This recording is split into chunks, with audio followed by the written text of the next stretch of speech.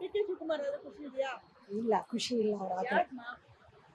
ಏನೋ ಸ್ಯಾಟಿಸ್ಫ್ಯಾಕ್ಷನ್ ಇಲ್ಲ ಅವರಾದ್ರೆ. ಪರವಾಗಿಲ್ಲ ಅಂದ್ರೆ ಸಿದ್ದರಾಮಯ್ಯನೇ ಪರವಾಗಿಲ್ಲ. ಸಿದ್ದರಾಮಯ್ಯ ಕಂಟಿನ್ಯೂ ಮಾಡ್ಬೇಕು ಅಂತ ಇದ್ದೀರಾ? ಹೌದು. ಯಾಕೆ ಡಿ.ಕೆ ಶಿ ಬಗ್ಗೆ ಯಾಕೆ ಈ ತರ ನಿಮ್ಗೆ?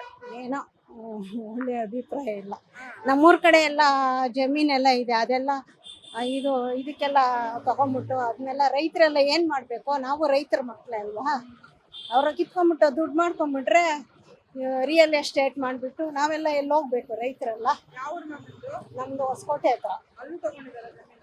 ಅಲ್ಲಿ ನಂದಗುಡಿ ಹತ್ರ ಎಲ್ಲ ಮಾಡ್ತಾ ಇದಾರಲ್ಲ, ರೈತರೆಲ್ಲ ಹೋರಾಟ ಮಾಡ್ತಾ ಇದಾರಲ್ಲ, ಅಲ್ಲಿ ಜಮೀನ್ ಬಿಟ್ಕೊಡೋದಿಲ್ಲ ಅಂದ್ಬಿಟ್ಟು ಅದಕ್ಕೆ ಅವ್ರು ಆಗೋದು ನಮ್ಗೆ ಇಷ್ಟ ಇಲ್ಲ. ನಿಮ್ಗೆ ಸಿದ್ದರಾಮಯ್ಯ ಅವರೇ ಕಂಟಿನ್ಯೂ ಮಾಡ್ಬೇಕು ಅಂತೀರಾ? ಪರವಾಗಿಲ್ಲ ಅಂದ್ರೆ ಓಕೆ. ಮತ್ತೆ ಅವರು ಪಕ್ಷಕ್ಕೋಸ್ಕರ ತುಂಬಾ ಓಡಾಡಿದ್ದಾರೆ.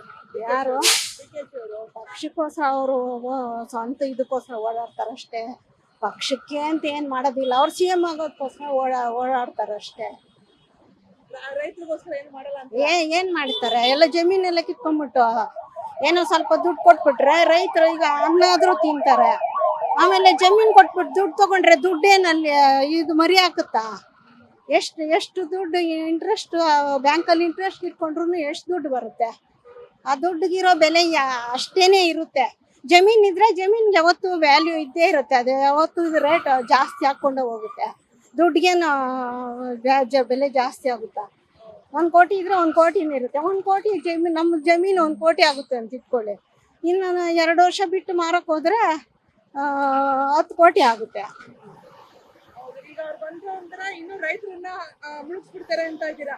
ಏನೋ ಒಂದ್ ಗತಿ ಕಾಣಿಸ್ತಾರೆ ಒಟ್ನಲ್ಲಿ. ಜಮೀನೆಲ್ಲ ನಮ್ಮ ಜಮೀನುಗಳೆಲ್ಲ ಕಿತ್ಕೊಂಡು ಎಲ್ಲ ಆಮೇಲೆ ಎಲ್ಲ ಬೀದಿ ಪಾಲಾಗ್ಬೇಕು ರೈತರು ಅಂತೀರಾ? ಇನ್ನೇನ್ ಮಾಡ್ಬೇಕು? ಅದಕ್ಕೆ ಡಿ.ಕೆ ಶಿವಕುಮಾರ್ ಆಗೋದ್ ಬೇಡ, ಸಿದ್ದರಾಮಯ್ಯ ಕಂಟಿನ್ಯೂ ಮಾಡಿ ಅಂತೀರಾ? ಪರವಾಗಿಲ್ಲ. ಅವ್ರು ಬರ್ತಾರೆ, ಬರಬೇಕು. ಯಾರು ಬರ್ಬೋದು ಅಂತ ಗೊತ್ತಿಲ್ಲ ಮೇಡಮ್. ಡಿ.ಕೆ ಶಿವಕುಮಾರ್ ಬರ್ಬೋದು. ಅವ್ರು ಬಂದ್ರೆ ಖುಷಿ ಇದೆಯಾ ನಿಮ್ಗೆ? ನಮ್ಗೇನು ಅಂತ ಖುಷಿ ಏನಿಲ್ಲ. ಗೌರ್ಮೆಂಟೇ ಖುಷಿ ಏನಿಲ್ಲ. ಯಾವ ತರ ಗೌರ್ಮೆಂಟ್ ಬೇಕು ಅಂತ ಇದ್ದೀರಾ? ನಮಗೆ ಪ್ರಾಂಪ್ಟ್ ಆಗಿರೋ ಗೌರ್ಮೆಂಟ್ ಬೇಕು. ಅದಕ್ಕೆ ಸ್ಪಂದನೆ ಆಗುವಂತ ಒಂದು ಗೌರ್ಮೆಂಟ್ ಬೇಕು. ಜನಗಳನ್ನ ಸುಲಿಗೆ ಮಾಡಿಬಿಟ್ಟು ಬಿಟ್ಟಿ ಭಾಗ್ಯ ಅಂತ ಕೊಡುವಂತ ಗೌರ್ಮೆಂಟ್ ಬೇಕಾಗಿದೆ. ಓಕೆ.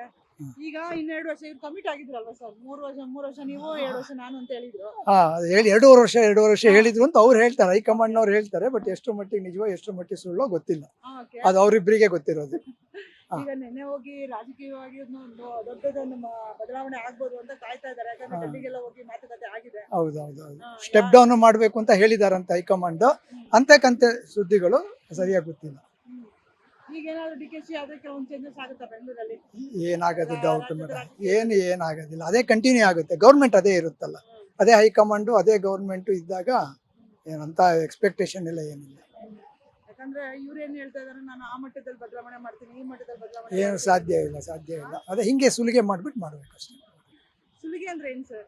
ಅದೇ ಎಲ್ಲದೂ ಜಾಸ್ತಿ ಮಾಡೋವಂಥದ್ದು ರೇಟ್ಗಳು. ಎಲೆಕ್ಟ್ರಿಸಿಟಿ ಜಾಸ್ತಿ ಆಯಿತು, KSRTC ಬಸ್ಸಸ್ ಫೇರ್ ಜಾಸ್ತಿ ಆಯಿತು, ಮೆಟ್ರೋ ಜಾಸ್ತಿ ಆಯಿತು, ಪೇಪರ್ ರಿಜಿಸ್ಟ್ರೇಷನ್ ಜಾಸ್ತಿ ಆಯಿತು, ಬಿಲ್ಡಿಂಗ್ ಕನ್ಸ್ಟ್ರಕ್ಷನ್ ಎಲ್ಲ ಮೆಟೀರಿಯಲ್ ಜಾಸ್ತಿ ಆಯಿತು. ಪೆಟ್ರೋಲ್ ಸೆಂಟ್ರಲ್ ಗೌರ್ಮೆಂಟಿಗೆ ಹೇಳ್ತಾರೆ, ಇವರೇ ಅಷ್ಟು ವ್ಯಾಟ್ಗಳನ್ನು ಹಾಕೊಂಡು ಕೂತ್ಕೊಂಡಿದ್ದಾರೆ. ಹಾಗೆ